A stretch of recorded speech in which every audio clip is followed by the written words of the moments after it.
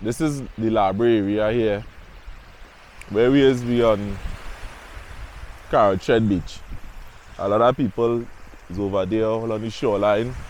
But I am here taking a stroll up the beach. Where it is, I, Renison Jeffrey, are going to show you this deepwater harbor, the location as to where this deepwater harbor should have been. Now I am walking now, but let me explain. Take a look at this drone footage that we have up here. Right. That drone footage that you are seeing right now would have shown the area where the promised deepwater harbor should have been.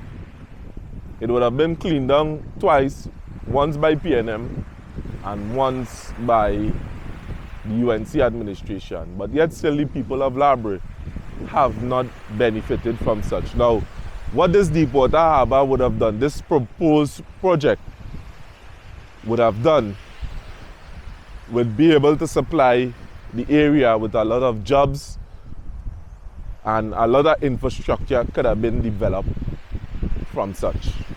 Now, what I am doing here is pleading with the government now that would have taken over is to take interest in this project here in Labre, because I mean there are plenty skilled people down in this area, and a lot of other people will be able to benefit from it. Research have already been done, and it's a perfect geographical location in terms of where ship repairs and things is concerned.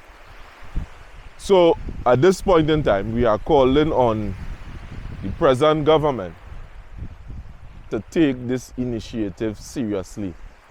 I mean, consider the factor that you would have won these two areas, and you would have won it based on the factor that people fed up of the PNM within these areas.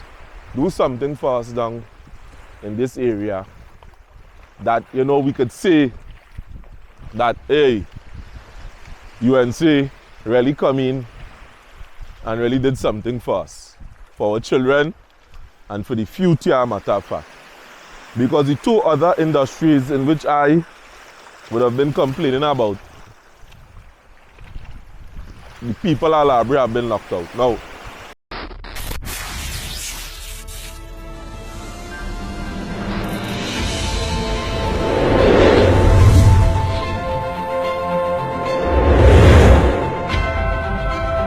Trinidad and Tobago is a twin island sovereign state that is the southernmost nation in the Caribbean. Approximately 31,000 voyages pass within 25 nautical miles of Trinidad and Tobago each year, transiting the Panama Canal en route between the east coast of South America and the Pacific seaboard of the USA, between the west coast of South America and the Atlantic seaboard of the USA and Europe. The recent expansion of the Panama Canal will increase the already growing demand for ship repair and maintenance in the Caribbean region, which needs more shipyards capable of handling large vessels. The La Brea Dry Dock project is therefore poised to capture the South American and Panamanian shipping traffic, as well as the very common offshore platform activities in this region. Located in the Gulf of Paria, which is considered to be one of the best natural harbors on the Atlantic coast of the Americas, the proposed shipyard is ideal economically, logistically, and environmentally. According to China Harbor Engineering Company's master plan, the La Brea Dry Dock project will have 2 dry docks and 15 berths, occupying a total of 361 hectares. The first phase of the project includes 2 dry docks and 1 berth for maintenance and repair of vessels up to the new Panamax size and the offshore platforms. The project is impressive in its scale, with a number of construction objectives to be fulfilled, including 2 dry docks, a pier, dredging the navigation access channel, turning circle, and berth basin, land reclamation, revetments, workshops, office buildings, a training center, accommodation, support facilities and utilities, and access roads. For Trinidad and Tobago, the La Brea Dry Dock project is projected to generate approximately $500 million for the economy annually, a direct addition of 2.4% to the annual GDP by the fourth year of operations. At the local level, the construction and operation of the dry dock at La Brea will lead to localization of companies in the industries that provide support services to the shipyard, including, but not limited to, the steel processing, paints and lubricants production, electromechanical equipment supplying. Likewise, the corresponding increase in demand for lodging, catering, medical, entertainment, and other services will definitely boost the local economy. Beyond the physical infrastructure, the La Brea Dry Dock project is set to galvanize the local economy by empowerment through training. The shipyard operator will cooperate with the local institutes like the University of Trinidad and Tobago to train local professionals and transfer technology to local partners in the shipbuilding and associated industries. During the four-year construction phase, 3,500 direct and 5,700 indirect jobs will be created. The operational phase will see 3,700 direct and 13,000 indirect jobs created. Therefore, the dry dock project will become the backbone of the economy of La Brea and diversify the economy of Trinidad and Tobago.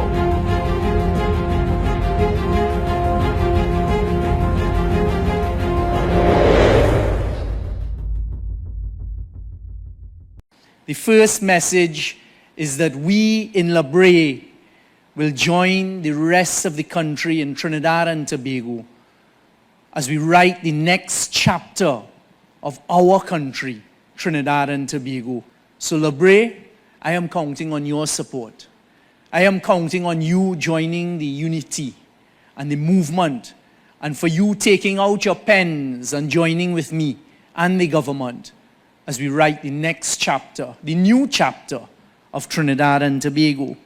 And I want to start by talking of the importance of La Brea, because I want La Brea to understand how important you are in the fabric of Trinidad and Tobago.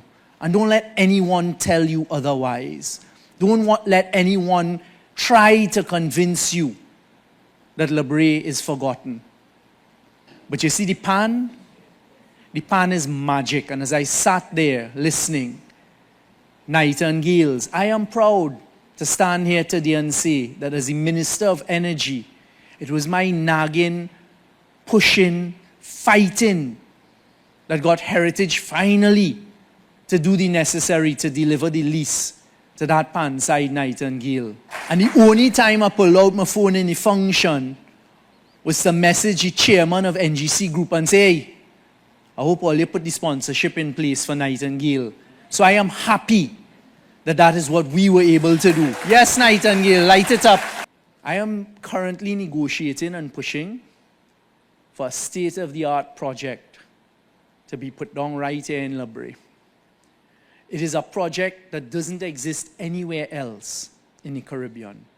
It's a project that is going to be a facility that we're going to utilize your harbor there so people could ship, they could bring in, they could ship out, etc.